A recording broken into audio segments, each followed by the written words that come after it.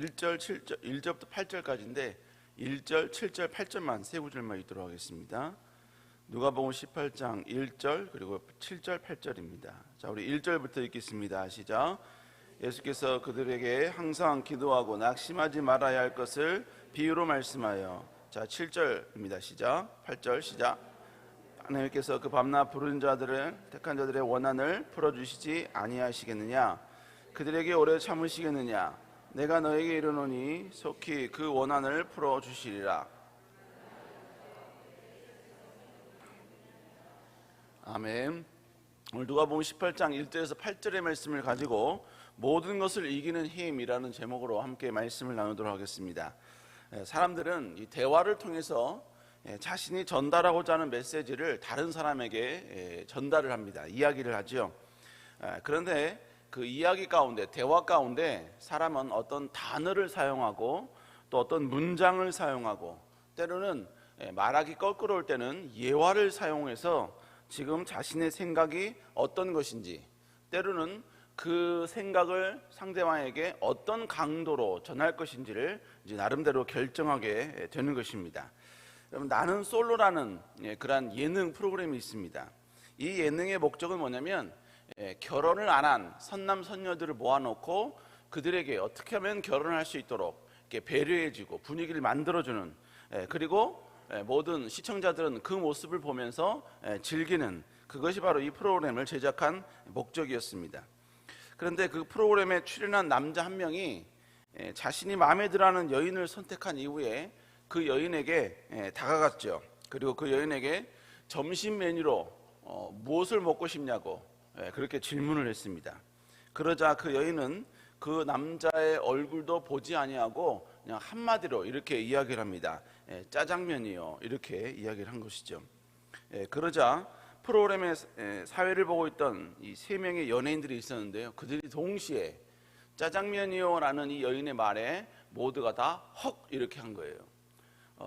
짜장면이라고 선택한 이유는 왜 그러냐면, 여러분 지금 젊은 세대, MZ세대뿐만 아니라 젊은 세대에게 누가 밥 먹자 이랬는데 짜장면 같이 먹자라고, 짜장면 먹을게 이렇게 이야기하면 나는 당신하고 어떤 식사하는 것조차, 만나는 것조차 싫습니다 라는 의미가 거기에 담겨져 있습니다. 그러니까 이 짜장면 속에는 그런 부정적인 의미가 담겨져 있다는 것이죠. 왜 웃으시죠? 그래서 여러분, 만약에 가족끼리 식사하려고 하는데 배우자가 짜장면이나 먹자 이러면 좀 고민해 보셔야 됩니다. 지금 뭐가 좀 잘못된 게 있구나. 그런데 이 여인은 조금도 머뭇거림 없이, 주저함 없이, 심지어 그 남자의 얼굴조차 보지도 않으면서 짜장면이요 이렇게 이야기한 거예요. 그러니까 그 의미가 뭔지를 아니까 이 세 명의 사회자들이 그 자리에서 헉 이렇게 놀래버린 것입니다. 그러니까 결국 이 여인은요, 대화 가운데 짜장면이요 라는 이 하나의 단어, 대화 속에 이 짜장면이라는 이 한 단어를 그 안에 삽입하면서 내가 당신에 대한 감정은 이렇습니다 라는 것을 아주 노골적으로 그리고 아주 확실하게 표현을 하고 있는 것입니다. 여러분, 이렇듯 사람들은 대화 속에서 어떤 단어를 사용을 하고 어떤 예화를 사용하면서 자신의 생각이 무엇인지, 그리고 그것에 대한 자신의 의지가 어떤 것인지를 아주 확고하게 이야기하기도 한다는 것입니다. 여러분, 오늘 본문에서 주님께서는 우리들에게 어떤 귀한 메시지를 전달하기를 원하셨습니다. 근데 그 메시지를 전달하는 방법이 그냥 설득이나 이런 부분이 아니었어요. 어떤 극단적인 예화를 통해서 하나님은 과연 어떤 분이신가, 예수 그리스도는 과연 어떤 생각과 그리고 기도에 대해서 어떠한 태도, 어떤 마음을 갖고 있는가, 이걸 아주 확실하고도 명확하게 우리에게 말씀해주고 있다는 것입니다. 오늘 본문의 내용 여러분은 너무나 다 잘 아실 것입니다. 주님께서는 이 기도응답에 대한 부분을 확실하게 이야기하기 위해서 예화를 드십니다. 근데 그 예화 가운데 나오는 모든 스토리가 어떻게 보면 완전히 과장의 극과장의 모습으로 우리에게 소개해주고 있습니다. 오늘 본문에는 두 대조적인 사람이 등장을 합니다. 바로 과부와 재판장이라는 사람이었습니다. 여러분, 과부에게 지금 억울한 일이 당한 거예요. 근데 그 억울함은, 그녀의 억울함은 누구도 해결해 줄 수 없고 오직 재판장만이 해결해 줄 수 있는 것입니다. 그런데 자기의 그 억울함을 해결해 줄 수 있는 재판장은 여러분 사람도 하나님도 두려워하지 않는 사람이었다는 것이지요. 그럼에도 불구하고 그녀는 끊임없이 재판장을 찾아가서 결국은 올바른 판결을, 그래서 자신의 원한을 모두 다 풀게 되었다라는 것이 오늘 주님께서 우리에게 기도에 대해서 가르쳐주기 위해서 바로 언급하신 예화의 전반적인 내용입니다. 자, 그러면 우리 5절 한번 읽어볼까요? 시작. 이 과부가 나를 번거롭게 하니 내가 그 원한을 풀어주리라.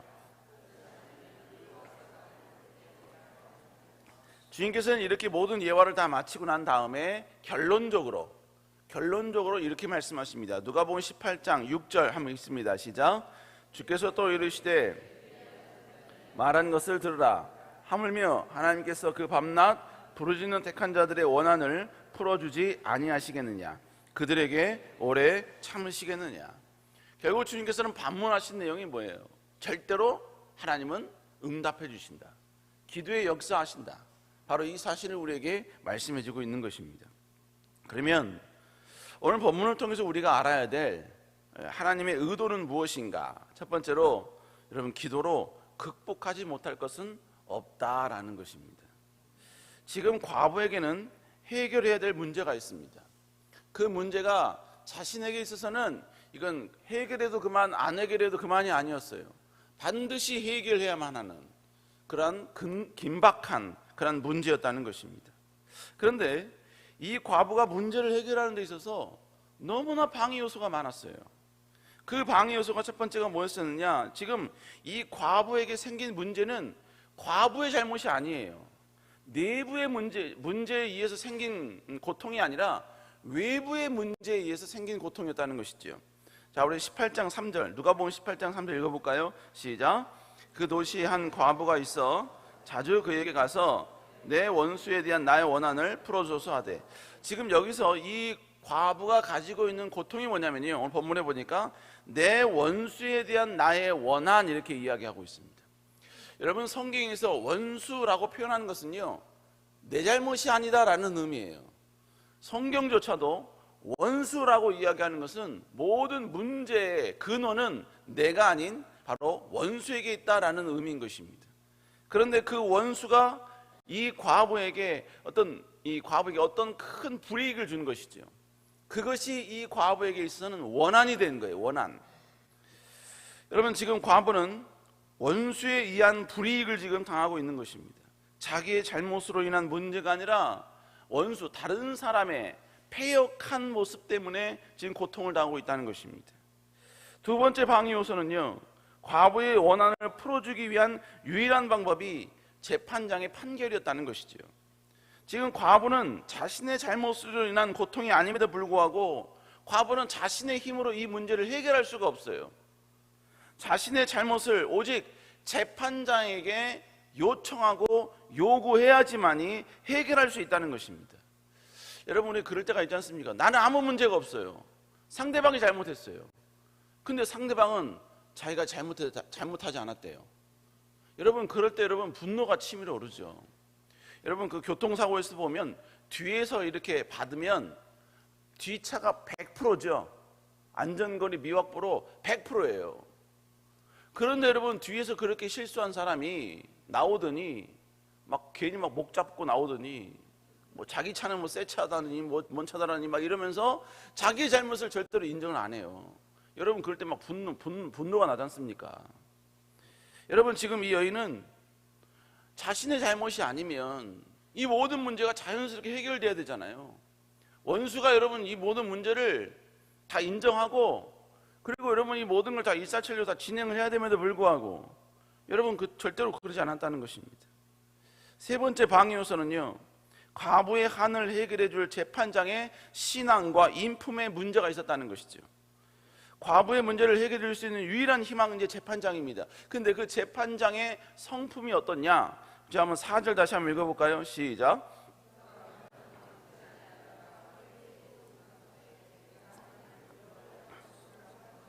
지금 재판장은 뭐라고 이야기하냐면 자기는 하나님도 두려워하지 않는데요, 사람도 두려워하지 않는데요. 여러분, 지금 이 과부는 자신의 문제를 해결해야 될 대상은 사람도 두려워하지 않았어요. 심지어 하나님도 두려워하지 않았다고요. 여기서 나오는 이 재판장은 유대인입니다. 유대인이라면 하나님을 당연히 두려워할 수밖에 없는 존재이지요. 그럼에도 불구하고 이 재판장은 자기는 하나님을 두려워하지도 않고 사람을 무시하는 사람이다, 그러한 존재다라는 것을 명확하게 이야기하고 있는 것입니다. 여러분, 세상이 아무리 타락했어도 재판장만큼은 여러분 공의로워야 되는 거 아니겠습니까? 하나님 앞에서 전혀 부끄럽지 않은 모습을 유지하고 있어야 될 거 아닙니까? 그런데 지금 재판장은 그런 존재가 아니었다는 이야기죠. 네 번째로, 그녀의 신분이 그녀의 모든 문제 해결을 맡고 있다는 거예요. 지금 그녀의 신분이 뭡니까? 과부예요, 과부. 그 당시에 과부는 재정적으로 그리고 사회적 위치 면에서, 영향력 면에서 최고의 열세인 존재였습니다. 그렇기 때문에 그는 몇 번이고 재판장에게 찾아가서 공의대로, 그리고 원리대로, 원칙대로, 법대로 해결해달라고 몇 번을 요구했지만 그는 이 재판장에게 완벽히 무시당했습니다. 무시당했다는 이야기 결국 뭡니까? 이 재판장은 이 과부에게 뭔가를 요구하기를 원하는 거예요.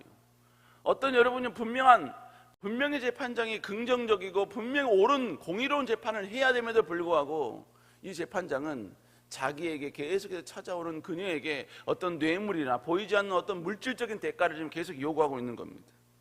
여러분, 그러나 이 과부는 그럴 수 있는 환경이 아니거든요. 그러니까 그녀는 계속해서 매몰차게 거절을 당하는 것입니다. 만약 그녀의 신분이 강했다면 이 재판장은요 절대로 이런 매몰찬 거절을 할 수 없었을 거예요. 근데 신분이 연약하다 보니까, 어디에 호소할 수 있는 그러한 여러분 신분이 되지 않다 보니까 그녀는 지금 철저히 무시당하고 있고 외면당하고 있다는 것입니다. 그녀는 지금 신분적으로, 재정적으로 뿐만 아니라 사회적으로, 사회적 풍조적인 측면에서도 그녀의 기도는 응답될 수가 없는 상황입니다. 아니, 응답 자체를 기대하는 것이 여러분 사치에 가까울 정도였다는 것이지요. 왜냐하면 그것이 바로 이 그녀가 가지고 있는 한계였다는 것입니다. 여러분, 이 정도 되었다면 포기하는 게 정석 아닐까요? 이 정도 되었다면 이제 모든 것을 그냥 받아들이고 그냥 현실에 그냥 적응하면서 살아가는 것이 맞지 않을까요? 여러분, 지금 예수님께서 오늘의 이 예화를 우리에게 이야기하는 것은요, 솔직히 이야기하면 예수님은 약간 극단적인 상황을 지금 조장하고 있는 거예요. 과부라는 아주 가장 극악한 가장 열세인 사람을 등장시키고, 재판장, 가장 여러분요 극악한 재판장을 등장시키면서 이 상황은 절대로 기도 응답을 받을 수 없다. 이 과부는 절대로 이 재판장에게 어떤 선한 그러한 여러분 판결을 받을 수 없는 그러한 조건을 하나님 만들어 놓으신 거예요. 그런데 결국은 주님께서 여러분요 이야기하려는 내용은 기도 응답을 받을 수 없다라는 걸 이야기하는 게 아니라, 기도 응답을 받을 수 없는 상황에서도 기도 응답을 받을 수 있는 길이 있다라는 사실을 우리에게 말씀해 주길 원하셨다는 것입니다. 그게 뭡니까? 우리 5절 한번 읽어볼까요? 5절 시작. 이 과부가 나를 번거롭게 하니 그렇지 않으면 늘 와서 나를 괴롭게 하리라. 지금 재판장이 뭐라고 고백합니까? 여기 본문에서 고백하는 내용 가운데 여러분 중요한 단서가 되는 내용인데, 그게 뭐냐면요, 바로 5절 후반절에 보니까 늘 와서 나를 번거롭게 할 거라는 거예요. 늘 온다는 이야기입니다. 하나님께서는, 예수님께서는 지금 늘 재판장에게, 그 불의한 재판장에게 찾아가는 이 과부, 이 끈질긴 과부의 끊임없이 찾아가는 이 노력, 이 수고가 결국 불의했던 재판관의 마음을 바꾸어 놓았다는 것입니다. 그렇다면 그녀가 이 모든 연약한 환경을 다 이기고 결국 위대한 역전을 쟁취했던 그 막강한 힘이 무엇입니까? 바로 멈추지 않는 기도였다는 것입니다. 그 기도의 내용이 어떤 내용이냐? 기도의 어떤 사이즈가 어떤 사이즈냐? 기도 응답을 받을 수 있는 환경이 어떠냐? 기도 응답을 해줄 수 있는 존재가 어떤 존재냐? 여러분, 그런 거는 전혀 무의미하다는 것을 우리에게 이야기해 주고 있는 것입니다. 우리가 하나님께 간절히 기도하고 하나님께 간절히 부르짖으면 하나님 반드시 위대한 기적과 능력으로 베풀어 주신다라는 것이지요.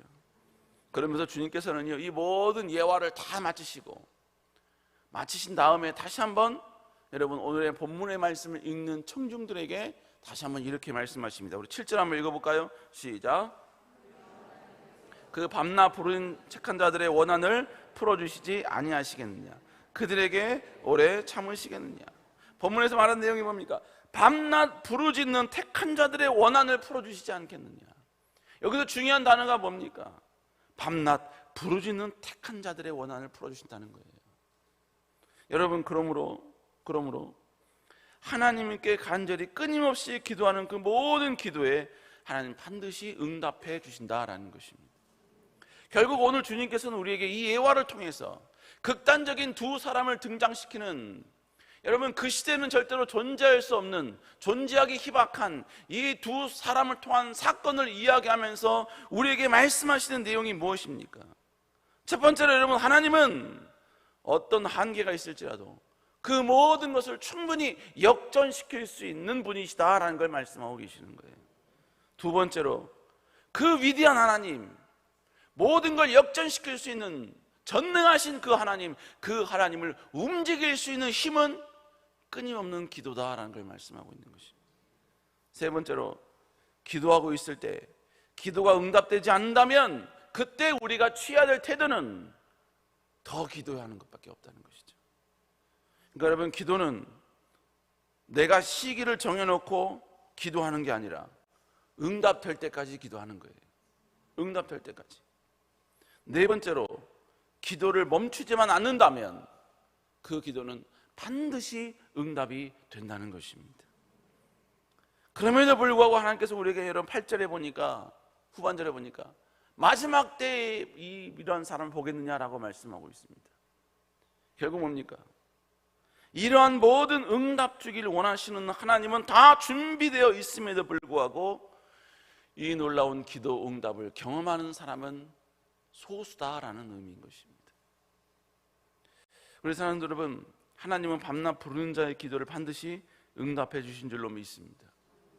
지금 전혀 보이지 않고 잡히지 않을지라도, 그럴지라도 여러분 나오는 건 눈물밖에 없어도 그래도 울면서라도 기도하시기 바랍니다. 다시 하나님께 나오시기 바랍니다. 응답되지 않는다고, 하나님은 나를 버렸다고, 여러분 그런 이상한 소리 하지 마시고 그럴지라도 하나님께 나오세요. 그럴지라도 하나님께 부르짖으세요. 지금의 현재의 상황은 도저히 극복될 수 없고, 지금의 이 모든 여건은 전혀 희망이 보이지 아니하고 해결될 기미가 눈꼽만 먼지만큼도 없는 상황이라 할지라도 여러분, 하나님께 부르짖으면 하나님은 우리의 기도에 응답하시기 위하여 법이 바뀌어져야 한다면 하나님은 법조차 바꾸십니다. 대통령의 마음을 바꾸셔야 한다면 하나님은 대통령의 마음까지도 하나님 바꿔주신다는 거예요. 그리고 뿐만 아니라 우리는요, 이런 기도의 증인이 되어야 됩니다. 이런 기도는 지금도 응답되고 있다는 사실을 모든 자들에게 고백하고 간증할 수 있는 그런 사람이 되어야 된다는 거예요. 여러분, 신앙이 오래되었다고 해서 기도하지 않아도 된다, 이렇게 연결시켜서는 안 됩니다. 기도는 초신자나 아무리 여러분이 오랫동안 신앙생활한 사람이나 기도 앞에서는 다 동일한 것입니다. 우리는 다시 한번 이 기도를 통하여 하나님의 놀라운 기적과 역사를 체험해야 될 줄로 믿습니다. 그런 여러분 되시길 주의 이름으로 축원합니다. 기도하시겠습니다. 사랑하는 은혜가 충만하신 주님, 다시 한번 우리 하나님은 살아계신 위대한 분임을 다시 고백합니다. 그 하나님은 우리의 기도를 듣고 계시고 우리의 아픔과 우리의 모든 고통과 원한까지도 다 알고 계시는 분인 줄로 믿습니다. 그 주님께 나아가기를 소망합니다. 그 주님께 다시 한번 엎드리기를 소망합니다. 여호와여, 우리의 기도에 응답하여 주시고 위대한 능력과 기적을 체험하는 저희들 되게 하여 주시옵소서. 이 새벽에 나올 때 하나님께 아버지의 귀한 예물 뿐만 아니라 모든 기제목을 안고 주 앞에 나옵니다. 주께 부르짖을 때 여호와여 응답하여 주시옵소서. 역사하여 주시옵소서. 모든 질병 여호와여 사라지게 하여 주시고 모든 불가능 제거되게 하여 주시고 다시 한번 아버지 온전함과 회복과 치유와 기적과 역전과 능력의 은혜가 나타나게 하여 주시옵소서. 특별히 귀한 담임 목사님 붙잡아 주시고 지치지 않게 하여 주시며 하나님의 놀라운 권능과 능력이 함께하는 귀한 목사님 되게 하여 주시옵소서. 함께할 줄 믿사옵고 살아계신 예수님 이름으로 간절히 기도드렸사옵나이다. 아멘. 하늘에 계신 우리 아버지여 이름이 거룩히 여김을 받으시오며 나라의 마옵시오며 뜻이 하늘에서 이루어진 것 같이 땅에서도 이루어지리다. 오늘날 우리에게 일용할 양식을 주옵시고 우리가 우리에게 죄인 자를 사하여 준 것 같이 우리의 죄를 사하여 주옵시고 우리를 시험하지 말게 하옵시고 다만 악에서 구하옵소서. 대개 나라와 권세와 영광의 아버지께 영원히 있사옵나이다. 아멘. 우리 시간 함께 다시 한번 간절히 기도하길 원합니다. 주님, 귀한 담임 목사님 붙잡아 주시고 여호와의 능력과 권능으로 함께하여 주시옵소서. 그리고 주님, 다시 한번 주께 엎드립니다. 주님께 다시 한번 매달립니다. 십자가 앞에 엎드립니다. 여호와여 우리의 기도에 응답하여 주시옵소서. 위대한 기적을 우리에게 허락하여 주시옵소서. 우리 시간 나같이 하나님께 간절히 주여치고 기도합니다. 주여, 주여.